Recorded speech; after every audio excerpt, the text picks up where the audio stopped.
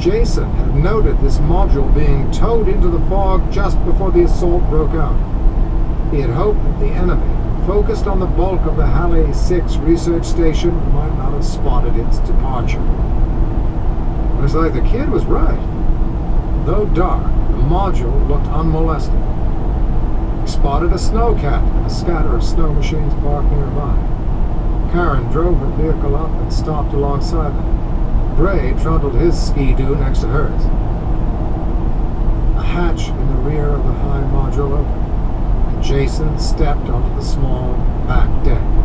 He waved them forward to the ladder that led up to him. Gray needed no such encouragement. A steamy breath of warm air from that open hatch was invitation enough. The group hurried toward the shelter and its promise of heat. The temperature had dropped to 30 below zero, and with the catabatics kicking up more fiercely as the night deepened, the wind chill made the freeze all the more bone-numbing. Gray assisted Barstow up the ladder. The pilot had dislocated his arm when they crashed the ski-doo, and while they managed to pop it back into place, the limb was still painful and weak. After a bit of effort, everyone got inside. Gray slammed the hatch against the polar freeze and took a moment to bask in the warmth. His face burned painfully as it thawed. Frostbite was certainly a worry, and at least he could still feel the tip of his nose. He followed the others into the heart of the module, which appeared to be one of those residential pods, broken into bedrooms, a communal bathroom, and a gymnasium.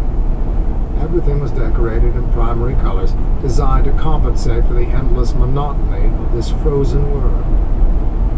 As his nasal passages continued to thaw, he also smelled the cedar scents from the wall planks, another psychological trick to mitigate for the lack of plants and greenery. They all gathered in a small central common room, which held a table and chairs. Several of the rescued researchers had already retreated to various bunk rooms, likely shell-shocked and exhausted.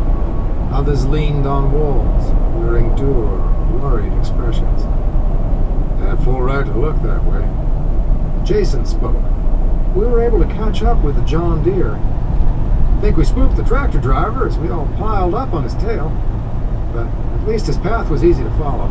Once we got here, we fired up the module's generator. The kid waved to the smatter of lights. Unfortunately, we have no way to radio out. Kowalski clapped Jason on the back. You found this goddamn place. That's more than enough to win you a cigar.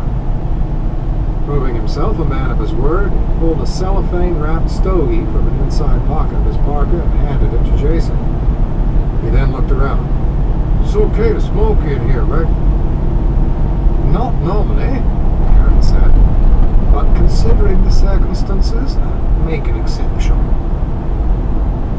Then I could get used to this place. Kowalski stalked off, perhaps looking for a quiet place to light up. Ray turned to more practical matters. What's the status of food and water? No food in the module, Jason answered, only what the tractor driver brought with him. It was meant to last him several days in case he got stranded, but his reserves are not nearly enough to cover our numbers. Water shouldn't be a problem, though. We can always melt snow or ice. And I'll have to ration what food